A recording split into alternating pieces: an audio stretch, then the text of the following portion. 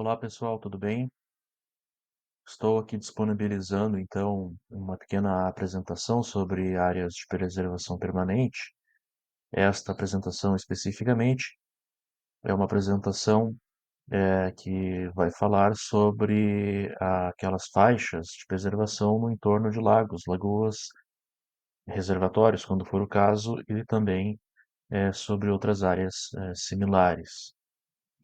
É um conjunto de aulas que serão disponibilizadas, esta é a primeira, e nós falaremos aqui então de aspectos legais que envolvem a preservação dos entornos destes corpos hídricos. É uma aula importante tanto para quem está estudando sobre ecologia e também para quem está estudando, revisando o material para concurso público, certo? A preservação destas áreas úmidas, sob o aspecto legal, ela acaba sendo regulada por leis, por resoluções, mas aqui no país nós temos como a lei maior que versa sobre áreas de preservação permanente, a lei do Código Florestal de 2012, chamado Código Florestal de 2012, né? Na verdade, a lei número 12.651 do ano de 2012. Ela teve algumas alterações, mas para efeitos de lagos e lagoas não foi muito modificada desde então.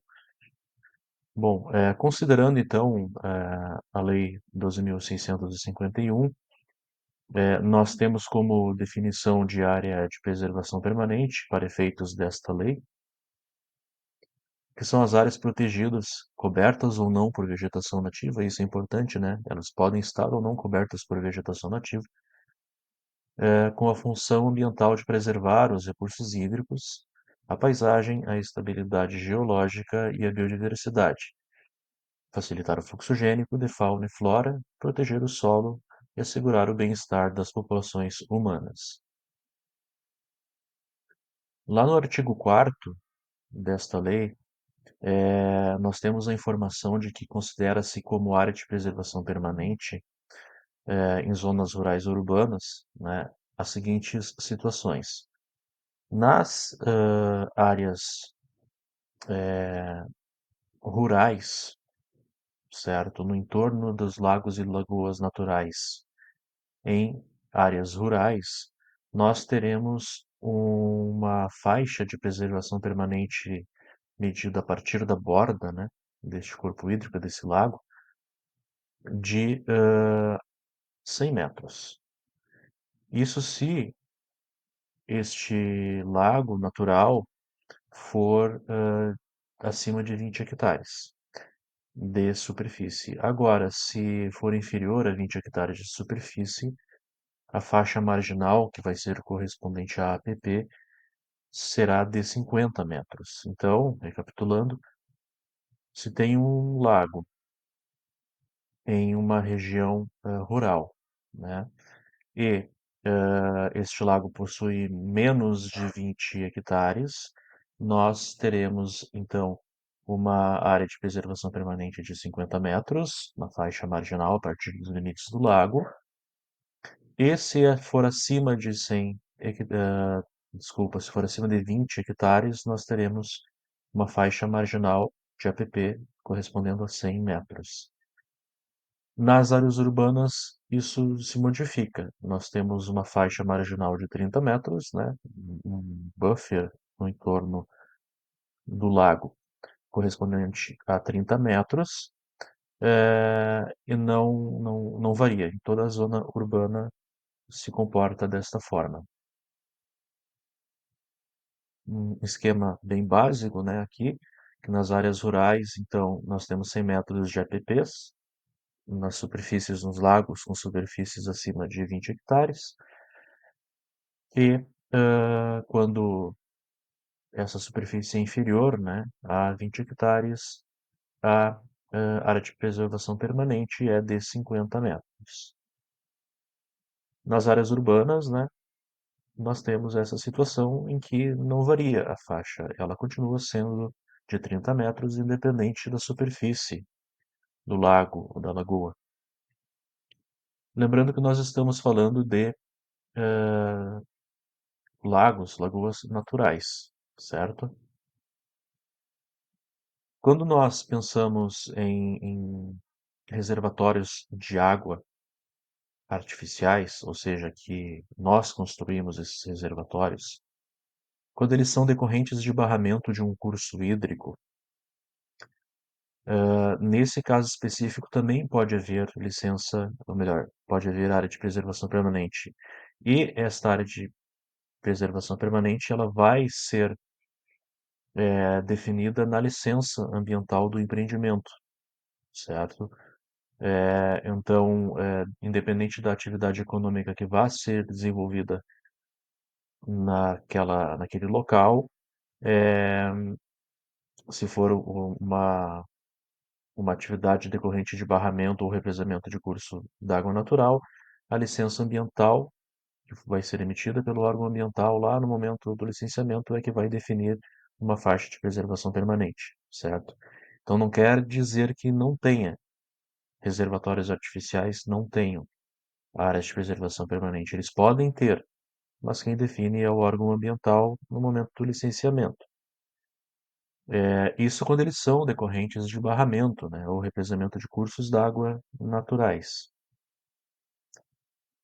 Agora, quando o reservatório artificial ele não decorre de barramento, aí nós não temos área de preservação permanente incidindo sobre ele.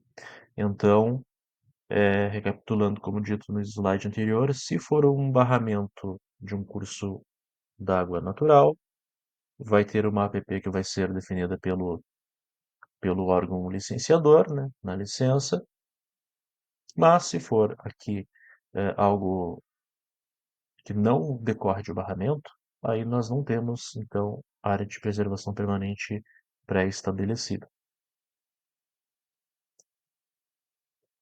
Nós temos também uma situação que, quando esses corpos hídricos são naturais ou artificiais, mas eles são com uma superfície inferior a 1 hectare, há uma dispensa da área de preservação permanente, certo?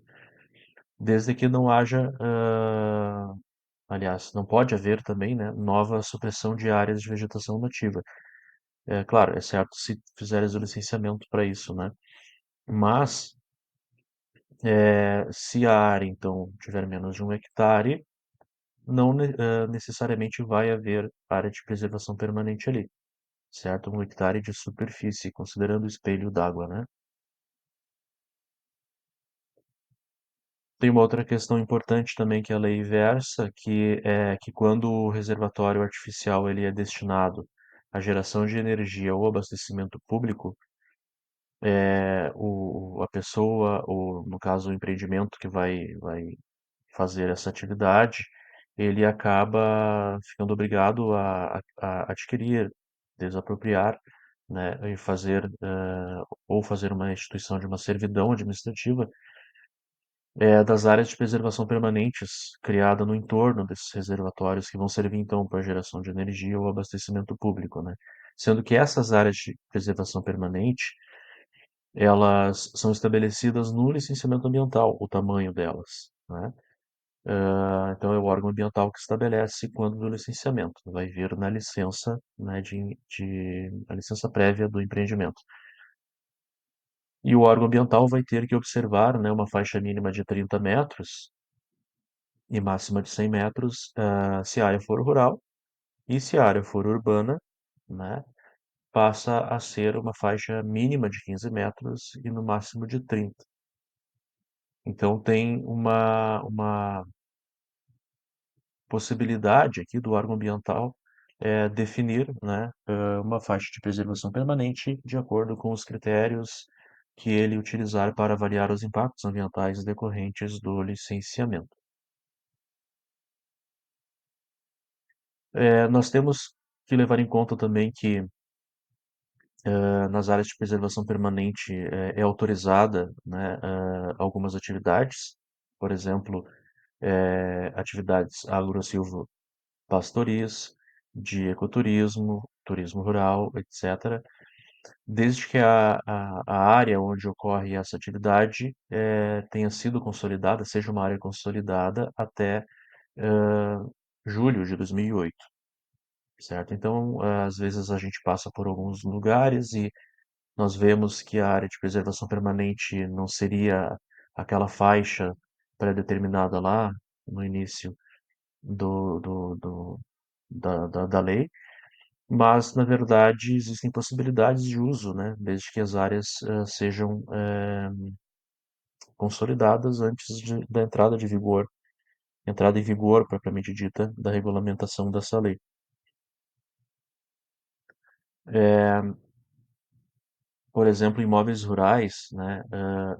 Isso é possível ver também quando a gente viaja geralmente para o interior, que as áreas de preservação permanente no entorno de lagos e lagoas naturais, ela existe, ela continua existindo, tá? Mas a manutenção de atividades são permitidas, certo? E aí quem possui essas áreas está obrigado a recompensar somente uma faixa menor, a recompor uma faixa menor dentro da PP, né? Então, dentro da PP, eh, por exemplo, é possível recompor a mata ciliar de 5 metros para imóveis rurais com área de até um módulo fiscal, e aí é uma questão que tem que dar uma olhada, porque para cada município, às vezes, existe um tamanho de um módulo fiscal, né? E aí tem uma graduação, 8 metros para imóveis com área superior de um a 2 módulos fiscais, 15 metros para imóveis de 2 a 4 módulos fiscais e acima de 4 módulos fiscais, então nós temos que recompor 30 metros, né, de vegetação, de mata ciliar, geralmente, nessa situação, né? Então é isso. Nas áreas rurais, tu tem as áreas de preservação permanente, mas tu podes continuar utilizando as áreas de preservação permanente, tendo que recompor, então, uma pequena parte da APP que vai variar de acordo com o tamanho da área, né, o tamanho da fazenda, enfim, do sítio, da chácara,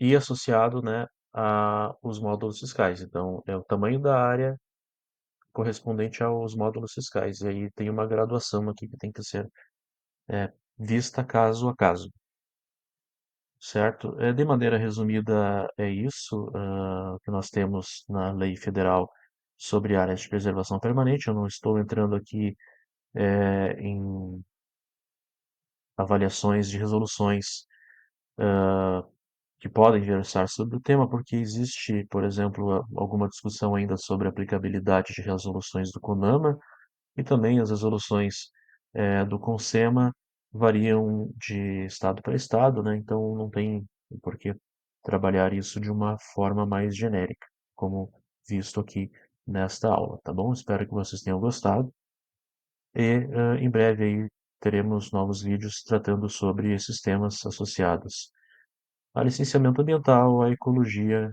a biologia e a conservação da biodiversidade, tá bom? Até mais.